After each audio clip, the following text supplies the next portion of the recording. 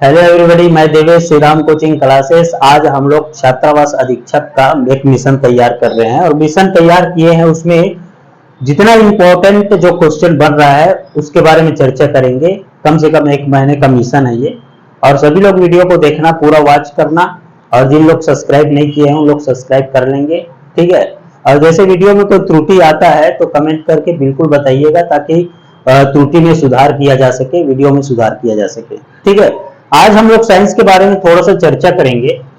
जैसे सबसे पहले देखते हैं पहला वाला क्वेश्चन कि इंद्रधनुष जो होता है, इंद्रधनुष के मध्य में कौन सा रंग होता है ना। प्रश्न बन सकता है इंद्रधनुष के मध्य में कौन सा रंग होता है, तो हरा रंग होता है, याद रखेंगे। पहला वाला प्रश्न है, बहुत इंपॉर्टेंट है। इंद्रधनुष के मध्य में कौन सा रंग होता है, तो हरा रंग होता है ना। रहते हैं, कंफ्यूजन हो जाता है कि कौन सा रंग बीच में होता है, कौन सा रंग होता है मध्य में, हरा रंग।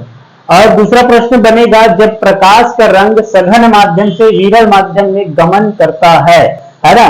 1000 बार प्रश्न पूछा जा चुका है पीएससी में भी और सीटी व्यापम में भी, है ना। जब प्रकाश का रंग सघन माध्यम से विरल माध्यम में गमन करता है तो तब क्या होता है ना। तो याद रखेंगे, इसकी चाल बढ़ जाती है, इसकी चाल बढ़ जाती है और यह अभिलंब से दूर हट जाती है, ठीक है। क्या लगाना है उत्तर इसका, इसकी चाल बढ़ जाती है और अभिलंब से दूर हट जाती है, ठीक है। एक बार और प्रश्न को देखेंगे कि जब प्रकाश का रंग सघन माध्यम से विरल माध्यम में गमन करते हैं तब क्या होता है, तो इसकी चाल बढ़ जाती है और यह अभिलंब से दूर हट जाती है, ठीक है, याद रहेगा।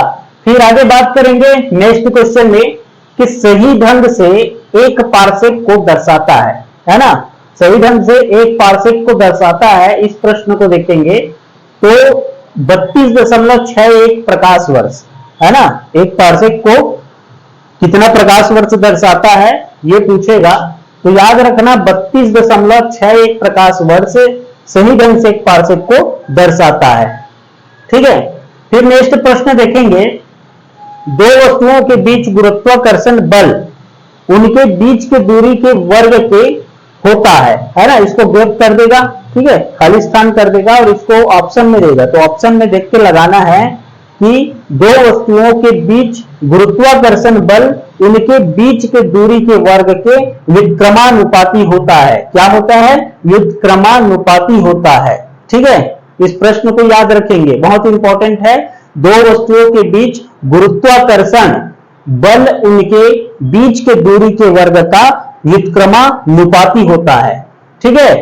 अगला प्रश्न देखेंगे, खाद्य नमक, खाद्य नमक का रासायनिक नाम क्या है, तो खाद्य नमक का रासायनिक नाम है सोडियम क्लोराइड। क्या है, खाद्य नमक का रासायनिक नाम है सोडियम क्लोराइड, ठीक है, याद रहेगा। खाद्य नमक का रासायनिक नाम क्या है, सोडियम क्लोराइड, इसको याद कर लेंगे, ठीक है, बहुत इंपॉर्टेंट है, बार बार देखने को मिलता है, ठीक है। अम्लीय वर्षा अम्लीय विलयन, अम्लीय विलयन का संभवमान कितना हो सकता है, अम्लीय विलयन का संभवमान 6, है ना। अम्लीय विलयन का संभवमान कितना हो सकता है, संभवमान 6, ठीक है। फिर उसके बाद नेक्स्ट प्रश्न देखेंगे, बेकिंग सोडा का रासायनिक नाम, बेकिंग सोडा का रासायनिक नाम सोडियम हाइड्रोजन कार्बोनेट है। बेकिंग सोडा का रासायनिक नाम क्या है, सोडियम हाइड्रोजन कार्बोनेट है, ठीक है। इतना जल्दी जल्दी इसलिए पढ़ा रहा हूं क्योंकि 100 प्रश्न देखना है हम लोगों को, है ना, लगभग 100 प्रश्न, एक दिन में 100 प्रश्न देखेंगे तो साइंस कंप्लीट हो जाएगा हॉस्टल वार्डन के लिए, और हॉस्टल वार्डन के लिए ज्यादा टाइम भी नहीं है, ठीक है। चलो, कोविड-19 अभी आया था, महामारी कोविड-19, कोविड-19 किस तरह का कोरोना वायरस से होता है, प्रश्न बनेगा। ऑप्शन में देगा SARS-CoV-1, SARS-CoV-2, SARS-CoV-3 और SARS-CoV-4, है ना।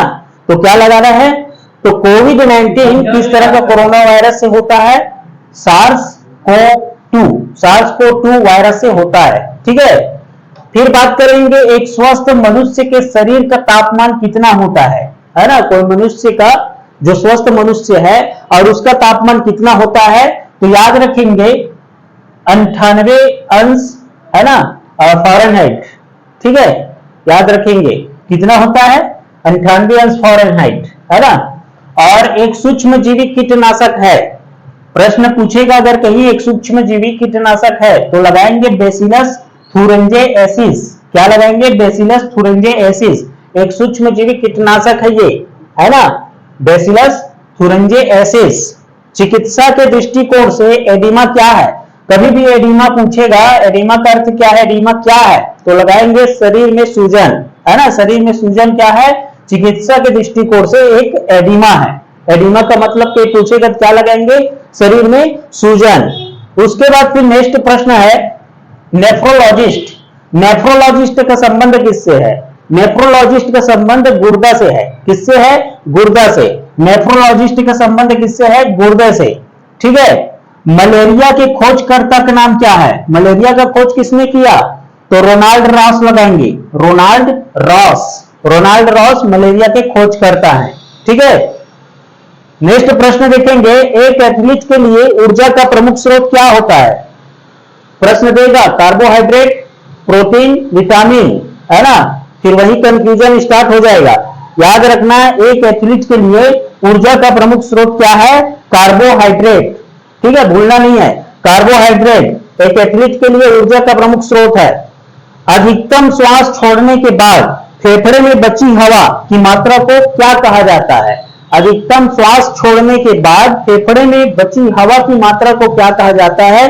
तो याद रखेंगे अवशिष्ट हवा कहा जाता है उसको। जो श्वास फेफड़े में बचा होता है श्वास छोड़ने के बाद, तो उस हवा को क्या कहा जाता है? अवशिष्ट हवा कहा जाता है। याद रहेगा? ठीक है, ठीक, 15 क्वेश्चन हो गया। नेक्स्ट देखते हैं, है ना।